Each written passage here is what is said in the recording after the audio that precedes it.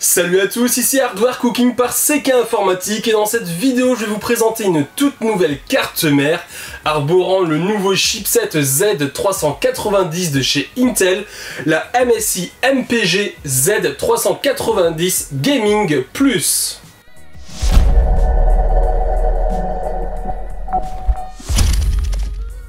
Cette carte mère est donc l'entrée de gamme du chipset Z390 puisqu'elle se trouvera à un prix accessible, permettant donc aux utilisateurs qui ne sont pas forcément assez fortunés pour s'offrir une petite godlike de pouvoir overclocker quand même leur processeur. Alors niveau design, comme vous pouvez le voir, c'est assez simple, on a un ton majoritairement noir et rouge. D'ailleurs ici, pas de RGB, on aura seulement deux points lumineux en rouge, le petit Gaming Plus qu'il y a là en bas, et une série de bandes LED à l'arrière tout le long. Un aspect intéressant sur cette carte mère aussi, comme vous pouvez le voir ici, on a un petit renfoncement au niveau des SATA qui va nous permettre, selon les boîtiers, un branchement plus facile.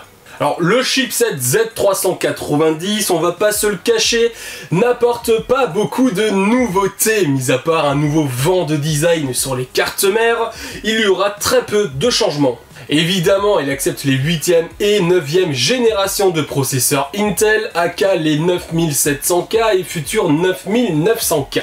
Parce que ouais, il le faut bien, faut évoluer. Le packaging de cette carte mère est très classique. Sur la face avant, nous avons la référence de la carte sur un fond noir avec des dessins de couleur rouge.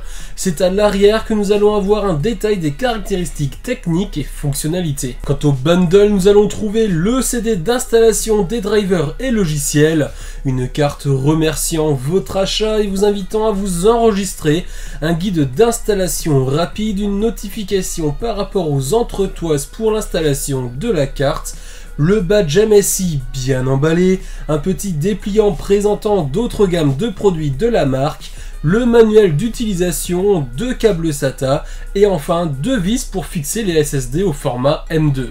Au niveau des caractéristiques techniques, nous sommes donc sur une carte mère au chipset Z390 socket 1151, acceptant donc les processeurs Intel de 8e génération et 9e génération.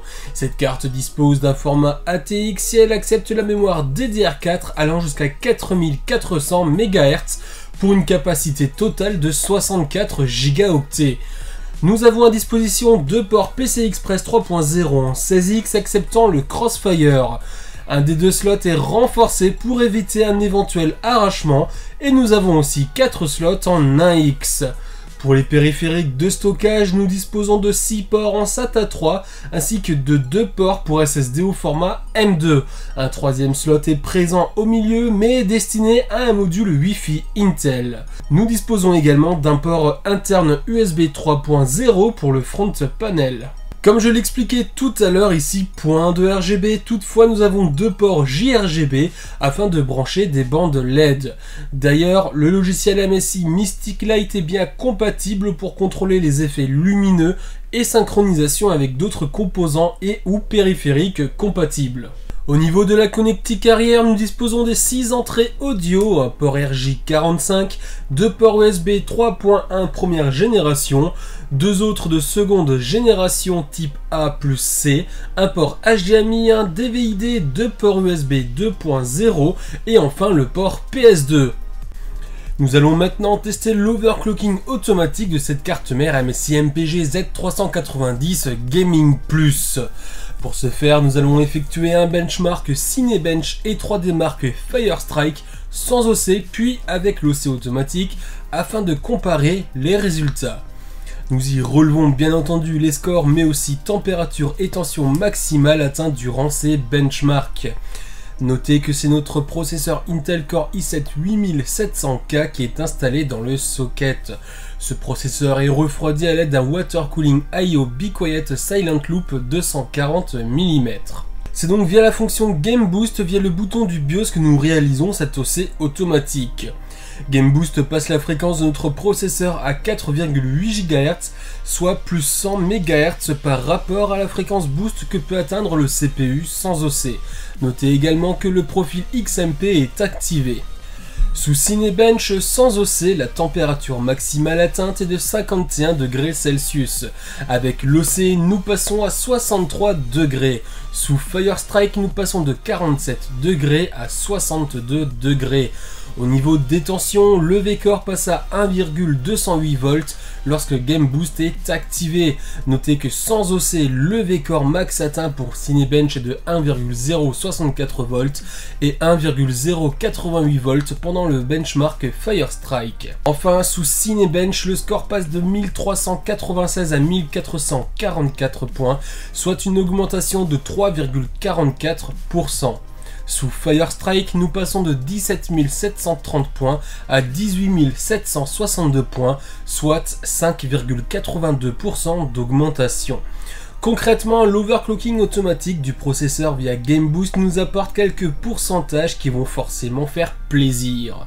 Mais comme nous le disons sans cesse, rien ne vaut un bon overclocking manuel fait aux petits oignons qu'un OC automatique barbare montant considérablement la tension pour faire tenir le CPU à seulement plus 100 MHz dans notre cas. Pour conclure cette vidéo, cette carte mère MSI MPG Z390 Gaming Plus vous offre un bon rapport qualité-prix si vous désirez pouvoir overclocker votre processeur sans vous ruiner dans la carte mère. Au niveau des connectiques et fonctionnalités, il y aura le minimum nécessaire. On apprécie aussi les 2 slots pour SSD au format M2, le petit renfoncement pour les câbles SATA et le premier slot PCI Express qui est renforcé. En revanche, le rétroéclairage très minime et uniquement en rouge peut laisser à désirer. Un autre point qui peut faire réfléchir avant l'achat, c'est le peu de ports USB qui est disponible sur la connectique arrière. Vous pouvez comme toujours retrouver le test complet de cette carte mère sur notre site www.hardwarecooking.fr. Si vous avez apprécié cette vidéo, n'hésitez surtout pas à vous abonner, c'est gratuit, ça fait plaisir. Mettez un commentaire si vous avez une question, mettez un pouce en l'air. Sur ce, je vous dis à bientôt pour une prochaine vidéo.